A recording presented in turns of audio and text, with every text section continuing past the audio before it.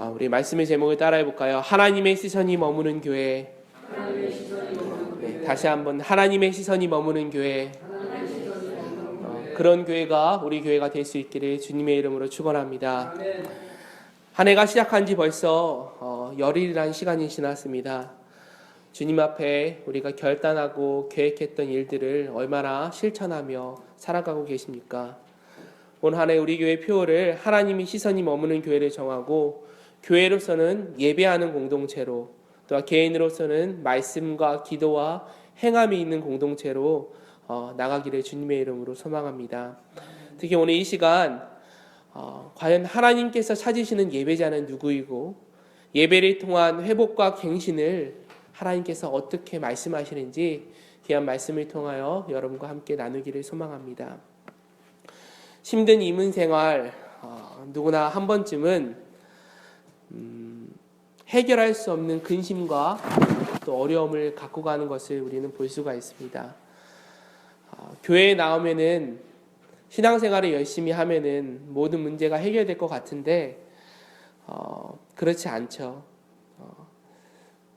왠지 교회 와서 예배드리면은 하루가 좀 평안한 것 같고, 한 주가 좀 평안하게 지내는 것 같고, 예배드리지 않으면은 뭔가 좀 찜찜한 그런 모습 속에서 살아가는 우리들의 모습.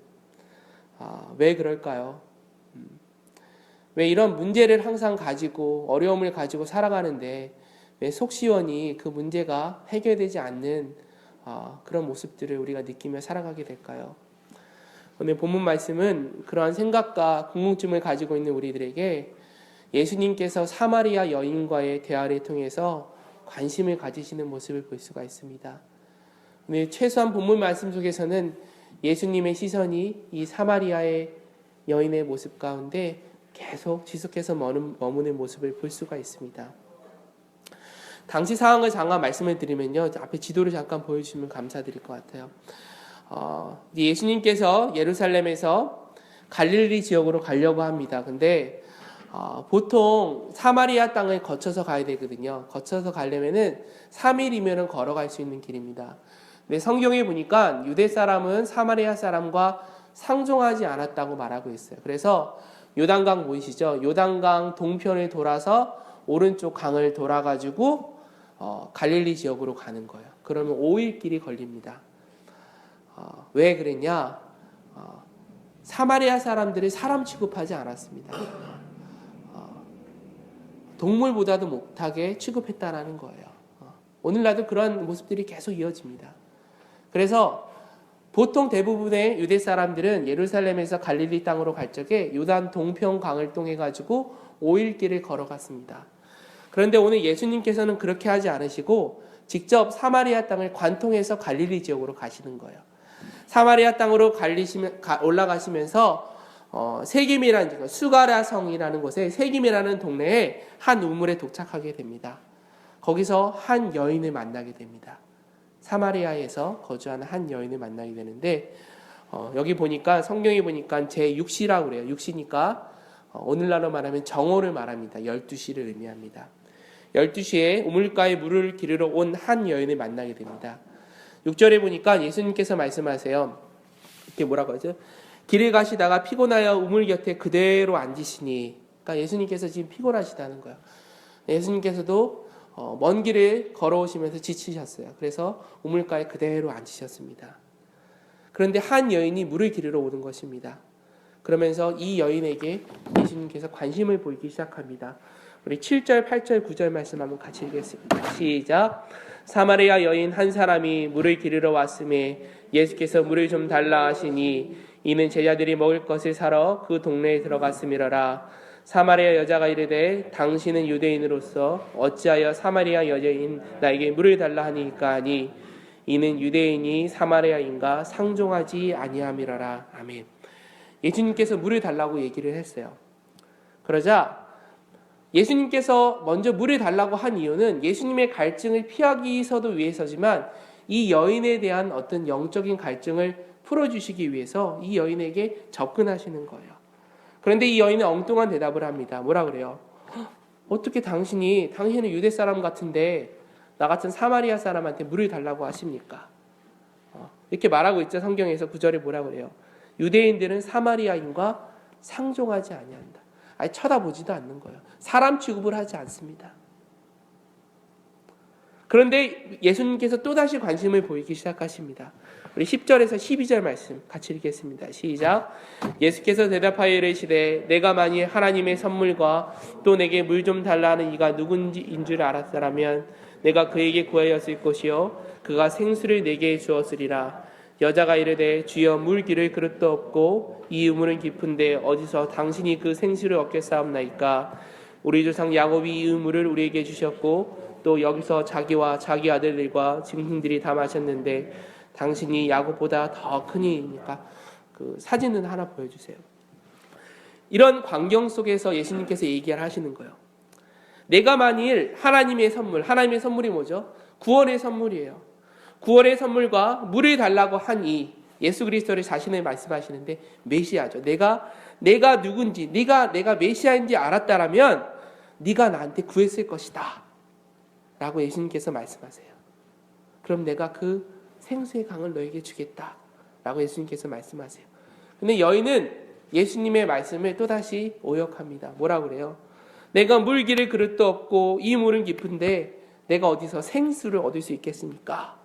라고 말하고 있어요. 우리 조상 야곱이 이 물을 우리에게 주었는데 당신이 야곱보다 큽니까?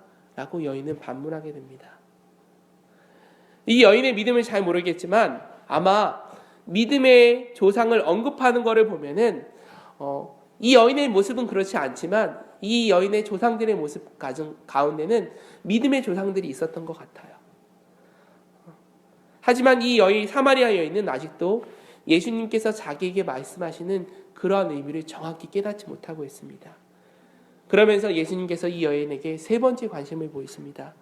뭐라고 그러세요? 13절에서 15절에 예수께서 대답하여 이르시되 이 물을 마시는 자마다 다시 목마르거니와 내가 주는 물을 마시는 자는 영원히 목마르지 아니하리니 내가 주는 물은 그 속에서 영생하도록 솟아나는 샘물이 되리라.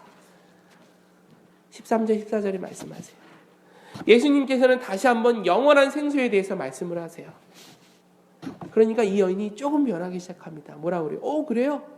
그러면 그 물을 나에게도 주세요. 그리고 그 물을 길러오지 않게 하세요. 하지만 예수님의 정확한 의미를 이 여인은 아직도 깨닫지 못하고 있습니다. 아직도 이 물이라는 것을 인간의 눈으로 보이는 물질적인 물로 이해하고 있어요.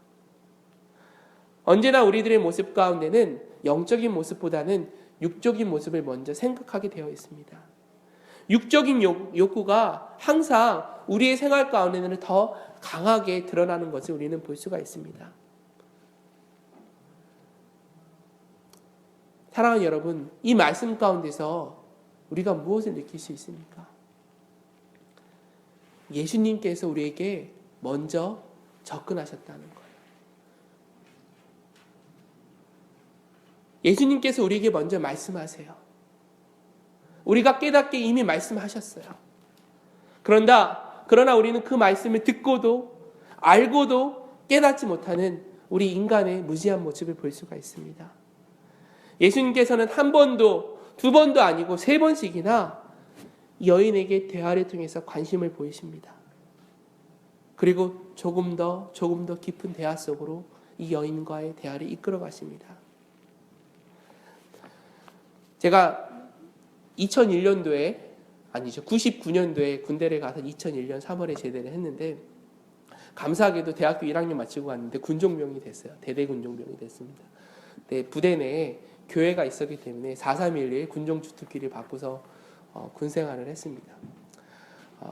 이 군종병은 보초는 쓰지 않습니다. 왜 그러냐 하면은 여름에는 그 온차 차가운 거를 해가지고 오후 점호를 받고 나가면은 차를 들고서 이게 초소를 한 바퀴 돌아요. 한 바퀴 도는 게 한 1시간에서 1시간 반이 걸려요. 겨울에는 따뜻한 거를 가지고 이제 초소를 돌기 시작합니다. 한 바퀴 삥 돌면 한 1시간 10분에서 20분 매일 그렇게 하는 거예요. 1년 365일. 제가 휴가 있을 때 빼고는 그렇게 하는 거예요. 그렇기 때문에 근무는 쓰지 않습니다. 하루는 추운 겨울날 그 온차례 들고서 당직 사관하고 같이 갑니다.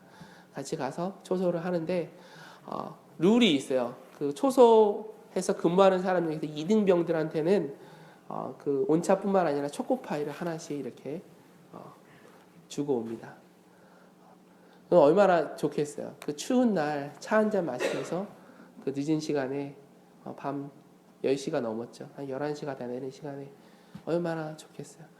그럼 저는 이 친구한테 한마디 하지 않아요. 근데 여기 군종 써 있으니까 교회에서 나온 군종명인지 다 알잖아요. 그러면요, 교회 나오라는 얘기 하지 않습니다. 하지만 그 주에 교회에 와 있어요. 그 말은 뭐냐? 작은 관심이에요. 그 사람에게 보이는 작은 관심. 작은 그런 성의가 그 사람의 마음을 움직이는 겁니다. 오늘 예수님의 모습이 그러한 모습이라는 거예요. 이 여인에게 다가와서 말씀하시는 예수님의 모습. 내가 이렇게 접근할 수 있는, 관심을 가질 수 있는 부분들이 분명히 많이 있습니다. 올 한 해 우리가 하나님의 시선이 머무는 교회라는 표어로 나가기 원하는데요. 제가 실천 상황에서 착한 일 3가지 이렇게 말씀을 했어요. 그 말은 뭐냐? 우리가 작은 관심을 가졌으면 좋겠어요. 예수님을 믿지 않는 한 사람, 내 주위에 있는 한 사람, 이 사람에게 꼭 교회 나와라, 예수님 믿어라 얘기 아니라요. 그냥 밥 한 번 사주고 이 사람의 이야기를 들어주고 관심을 가져주는 것. 이런 모습이 우리의 모습 가운데 있어야 되지 않을까 생각을 해봅니다. 이 이야기까지는 굉장히 평범한 이야기입니다. 그런데 그 뒤에 벌어지는 이야기 속에서 더 진정한 예수님의 관심의 모습을 우리는 볼 수가 있습니다.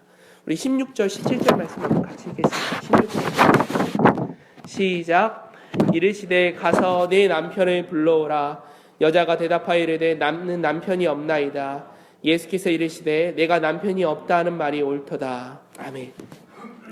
여인의 대화 이후에 갑자기 예수님께서 이 여인을 향해서 말하죠. 좀 아까는 생수에 대한 얘기였어요. 근데 갑자기 말씀의 깊이가 더 깊어지는 거예요. 그러면서 뭐라 그럽니까? 가서 내 남편을 불러와라. 16절에 말씀하세요. 그런데 이 여인이 먼저 거짓말로 대답합니다. 뭐라 그래요? 저는 남편이 없습니다. 왜 거짓말인지 뒤에 나와요. 그런데 예수님께서는 이 여인이 잘못 대답한 것에 대한 잘못을 지적한 것이 아니라 내 말이 옳다라고 말씀하시는 거예요. 그러면서 18절이 이렇게 말합니다. 너에게 5 남편이 있었고 지금 있는 자도 내 남편이 아니니 내 말이 참되도다. 여인은 1명도 2명도 3명도 아니고 5번째 남편까지 있었어요. 그리고 이번째 6번째 남자랑 살고 있는 거예요. 그런데 예수님께서는 이 여인의 생활의 모습을 정확히 지적하시면서 여인이 가지고 있었던 가장 궁극적인 아픔과 어려움을 터치하셨다는 거예요. 사랑하는 여러분, 예수님께서는요, 우리가 가지고 있는 가장 깊은 아픔, 나의 쓴뿌리를 누구보다 가장 정확히 알고 계십니다. 그런 아픔을 치유하기 원하세요. 내가 가지고 있는 가장 근본적인 문제, 다른 사람들에게 이야기할 수 없는 그러한 것들을 예수님께서는 치유하기 원하신다는 거예요. 이것이 바로 예배입니다. 예배란 나의 아픔, 나의 문제가 회복되는 것이 예배인 것이에요. 그런 나의 아픔이 고백되어지기를 주님의 이름으로 소망합니다. 12절에 보시면 뭐라 그래요? 우리 조상 야곱이 이 힘을 우리에게 주었고 당신이 야곱보다 큰 힘입니까? 라고 반문하지 않습니까, 여인이? 그러나 예수님은 그런 조상의 믿음이 아닌 이 여인의 온전한 믿음을 보기를 원하셨어요. 다시 말해서 이 여인이 처한 상황과 모습을 정확히 아시고 이 여인의 아픔을 정확히 찔러주신 거예요. 사랑하는 여러분, 우리는 예수님 앞에, 하나님 앞에 나오기만 하면 됩니다. 이미 그 문제에 대해서는 예수님께서 우리보다 더 잘 알고 계시다는 것이죠. 내가 내려놓기만 하면 됩니다. 그 문제는 이미 회복되어질 것입니다. 예배를 통해서 치유의 역사가, 회복의 역사가 일어날 수 있기를 주님의 이름으로 소망합니다. 올 한 해 우리가 하나님의 시선이 머무는 교회가 되기 위해서 바로 이 본질적인 나의 아픔의 쓴뿌리가 그 예배를 통해서 회복되어지고 치유되어지기를 주님의 이름으로 소망합니다. 예배를 통한 삶의 회복, 갱신이 일어날 수 있기를 주님의 이름으로 소망합니다. 내가 먼저 하나님께서 찾으시는 진정한 예배자가 될 수 있기를 주님의 이름으로 소망합니다. 한 걸음 더 나아가서요, 더 놀라운 사실은 뭐냐? 예수님께서 이 여인이 자신의 아픔을 고백하기 이전에 이 여인의 아픔에 대해서 예수님께서 이미 알고 계셨다는 사실입니다. 18절 말씀 한번 같이 읽을게요. 다시 시작. 너에게 남편 5이 있었고 지금 있는 자도 내 남편이 아니니 내 말이 참되도다. 그 전까지 예수님께서 내게 남편이 있냐라고 했을 때 이 여인이 말하지 않았어요. 없습니다 라고만 했지, 이 여인의 상황과 처지에 대해서 이 여인이 고백하지 않았어요. 그런데 예수님께서 이 여인의 모습을 정확히 아시고 미리 진단해 주시는 거예요. 18절에 뭐라 그래요? 맞다, 내가 5명의 남편이 있었고 지금 있는 남편도 내 남편이 아니다. 예수님께서는 이미 그 문제를 알고 이 여인을 치유해 주셨다는 사실입니다. 나보다 나를 더 잘 아시는 예수님께서, 나보다 내 궁극적인 목적, 나의 모든 모습보다 나를 더 잘 아시는 하나님께서 우리를 치유해 주셨다는 사실입니다. 누가복음 12장 7절에 이렇게 말하고 계세요. 너에게는 심지어 머리털까지도 다 세신 바 되셨나니. 그 말은 뭐예요? 하나님께서 나보다 나를 더 잘 알고 계시다는 거예요. 사랑하는 여러분, 예배란 무엇이냐? 이미 우리의 모든 것들이 치유된 그 모습이 바로 예배인 거예요. 거기에 대한 감사함으로 나가는 것이 예배인 것입니다. 우리는 이미 해결받았어요. 치유함 받았어요. 그렇기 때문에 거기에 대한 감사함으로, 감격함으로 나아가는 것이 바로 이 예배라는 것이죠. 내가 하나님의 뭔가 하기 위해서 드리는 것이 아니라 우리는 이미 구원받았습니다. 그 감사의, 그 구원의 감격에 너무나 감사하고 어쩔 줄 몰라서 하나님 앞에 올려드리는 것, 이것이 바로 예배라는 것이죠. 누구나 감동적인 예배가 있었을 거라고 생각을 해요. 제가 자꾸 군대 얘기해서 죄송한데, 제 인생에서 가장 감동스러웠던 예배는 제가 신교대 6주 훈련을 받고 마지막 주에 드렸던 그 예배예요. 6주 훈련을 받고 마지막에 예배 교회에 갔어요. 갔는데 모르겠어요. 그냥 교회의 십자가를 보는 순간 눈물이 막 나기 시작하더라고요. 사람들도 많이 오고 막 공연단도 오고 하는데 이상하게 그 자리에 앉아서 목사님이 하시는 말씀이 다 나한테 하는 말씀 같고, 찬양 한마디 그 가사 한 줄 한 줄이 다 내 귀에 들어오고 그냥 눈물이 번복돼서 예배드리는 모습. 여러분, 그런 인생의 감동스러운 예배가 있지 않으십니까? 예배가 그게 진정한 예배가 아닌가 생각을 해봐요. 하나님, 날 살려주셨죠. 나를 치유해 주셨죠. 나의 아픔을 해결해 주셨죠. 거기에 대한 감사와 감격함으로 하나님 앞에 나아가는 것, 이것이 진정한 예배인 것입니다. 사랑하는 여러분, 우리 뿌리 깊은 교회의 올 2016년 예배가 매 순간순간 이런 예배가 되기를 소망합니다. 감사와 감격이 있는 예배가 되기를 소망합니다. 내가 하나님 앞에 참된 예배자로 나아갈 수 있기를 소망합니다. 오늘 그 참된 예배자 한 사람을 찾으십니다. 지금까지는 예수님께서 계속 이 여인에게 관심을 가지셨어요. 그런데 이 여인이 너무나 신비로운 거예요. 어떻게 내 사정을 너무나 잘 알지? 저 사마리아 사람, 나 같은 여인에 상종하지 않는 유대인인데 어떻게 나에게 이렇게 나의 모습을 속속들이 잘 알지? 당신은 선지자입니다 라고 이 여인은 고백을 합니다. 그러면서 반대로 이 여인이 관심을 갖기 시작합니다. 우리 19절 말씀, 20절 말씀 같이 읽겠습니다. 시작. 여자가 이르되 주여 내가 보니 선지자로서이다. 우리 조상들은 이 산에서 예배하였는데 당신의 말은 예배할 곳이 예루살렘에 있다 하더라. 이 여인이 예수님한테 반대로 관심을 갖기 시작합니다. 당신은 선지자입니다. 그런데 내가 한 가지 좀 질문이 있습니다. 질문해 보겠습니다. 우리 조상은 이 산은 뭐냐면요, 사마리아에 있는 그리신산이에요. 그리신산에서 예배를 하고 당신들은 예루살렘에서 예배하지 않습니까? 어디서 예배 드리는 것이 맞는다는 겁니까? 그러나 예수님께서 딱 이렇게 말씀하세요. 이 산에서도 아니고 저 산에서도 아니고 너희 아버지께 예배할 때가 올 것이다. 예수님께서는요, 여인의 가장 깊은 아픔을 치유함과 동시에 그 여인이 가지고 있었던 궁금증마저도 예수님께서 해결해 주시는 모습을 볼 수가 있으면서, 그러면서 24절에 이렇게 말씀하세요. 같이 읽겠습니다. 시작. 하나님은 영이시니 예배하는 자가 영과 진리로 예배할지니라. 아멘. 네가 여기서 예배드리라, 그리심산에서 예배드리나 예루살렘에서 예배드리냐, 이것이 중요한 것이 아니라 내가 서 있는 이 자리, 내가 섬기고 있는 그곳이 바로 진정으로 하나님 앞에 예배드릴 수 있는 장소다.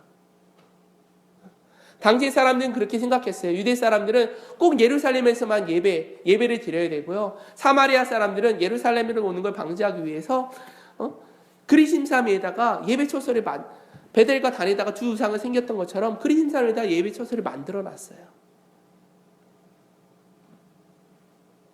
그것이 중요한 것이 아니라는 거예요. 이쪽에서 드리던 저쪽에서 드리던 그게 중요한 게 아니라 네가 있는 그 자리에서 얼마만큼 하나님 앞에 신령과 진정으로 예배드리냐, 그 예배의 모습이 중요하다는 것이죠. 사랑하는 여러분, 우리의 삶 자체가 예배가 될 줄로 믿습니다. 내가 서 있는 그 자리, 내가 서 있는 그곳에서 바로 예배할 수 있는 것입니다. 사랑하는 여러분, 우리 뿌리깊은 교회가 참된 예배의 공동체로 올 한 해 나가길 소망합니다. 교회에 나와서 수요 예배, 주일날 와서 이것이 예배가 아니라요, 이것도 예배지만 내가 매 순간순간 있는, 내가 밟고 있는 일터가, 내가 지내고 있는 집이, 내가 만나고 있는 사람의 자리가, 그 자리, 그 순간순간이 바로 예배의 자리가 되어야 될 줄로 믿습니다. 사랑하는 여러분, 이처럼 예수님께서는 지금 이 순간에도 우리에게 말씀하십니다. 사랑하는 누구누구야, 나에게 물 좀 주렴. 그러나 우리는 그 예수님의 음성을 듣고도 깨닫지 못합니다. 그럼 우리들을 향하여 하나님께서 끊임없이 말씀하십니다. 너 많이 아프지? 내가 너의 아픔을 치료해 줄게. 너 많이 힘들지? 내가 이미 다 알아. 네가 어떤 모습을 가지고 있는지 내가 이미 다 알아. 내가 치유해 줄게. 너는 내 앞에 나오기만 하면 돼. 나한테 고백하기만 하면 돼. 나는 이미 다 알고 있단다. 그 문제를 내가 치유해 줄게. 아니, 이미 그 문제는 치유되었어. 성경은 분명히 말씀하고 있습니다. 우리가 구하지 않기 때문에, 예수님께 내려놓지 않기 때문에 아직도 방황하고 갈팡질팡한 마음으로 살아가고 있다는 거예요. 마가복음 11장 24절에 이렇게 말씀하세요. 그러므로 내가 너에게 말하노니 무엇이든지 기도하고 구하는 것은 받은 줄로 믿으라. 그리하면 너에게 그대로 되리라. 이미 받은 줄로 믿으라. 그리하면 그렇게 되리라 라고 말씀하세요. 이미 하나님께서는요, 우리의 아픔과 고통, 어려움, 근심, 걱정, 내 안에 깊은 상처 다 알고 계십니다. 사랑하는 여러분, 지금 주위에서 어려움으로, 질병으로 어려움 당하는 분이 계십니까? 나의 가족, 친지가 그렇습니까? 나의 이웃이 그렇습니까? 하나님 앞에 예배하는 모습으로, 예배하는 공동체로 초청하시기를 주님의 이름으로 소망합니다. 그것이 치유입니다. 그들에게 다가가시기 바랍니다. 작은 관심을 보이시기 바랍니다. 영원한 생명이 되신 예수 그리스도를 소개하시길 소망합니다. 작은 관심을 갖는 거예요. 제가 수요예배 시간 때 한번 말씀드렸었는데, 예수님께서 삭개오를 만나서 삭개오한테 하신 말씀은 딱 두 가지예요. 삭개오야, 뽕나무 위에서 내려와라. 내가 내 집에 유하겠다. 성경에 보면 딱 그 두 마디 하십니다. 뽕나무에서 내려와라. 내가 내 집에 유하겠다. 예수님은 딱 이 두 가지 삭개오에게 관심을 보이셨지만, 삭개오의 모습은 어떻습니까? 예수님, 내가 내 재산의 절반을 팔아서 가난한 사람에게 나눠주겠습니다. 내가 혹시 토색한 것이 있으면, 다른 사람들 거 취해서 불의한 것이 있으면 내가 4배나 갚겠습니다. 라고 삭개오가 예수님한테 고백합니다. 예수님의 작은 관심을 삭개오는 복음으로 받아들이는 거예요. 변화 아닙니까? 나의 작은 관심, 내가 주변 사람에게 행하는 작은 성의, 그것이 그 사람의 삶을 변화시킬 수 있습니다. 오늘 예수님께서 사마리아 여인에게 먼저 접근하셨던 것처럼 우리의 모습이 그런 모습이 될 수 있기를 소망합니다. 말씀을 마무리합니다. 예배가 무엇입니까? 하나님 앞에 영광 돌리는 거예요. 경배와 존귀와 찬양을 올려드리는 것입니다. 하지만 분명한 것은 하나님께서 이 예배를 통해 우리의 있는 모습 그대로 나아가길 소망하십니다. 내려놓기를 소망하십니다. 먼저 나의 깊은 모습들이 고백되어지기를 소망하십니다. 치유되기를 소망하십니다. 사랑하는 여러분, 올 한 해 예배를 통해 하나님의 능력이 우리 뿌리 깊은 교회 공동체 가운데 일어날 수 있기를 소망합니다. 하나님의 시선이 저와 여러분 가운데, 우리 교회 가운데 머물 수 있기를 소망합니다. 그런 믿음의 공동체, 예배하는 공동체로 나아가기를 주님의 이름으로 축원합니다.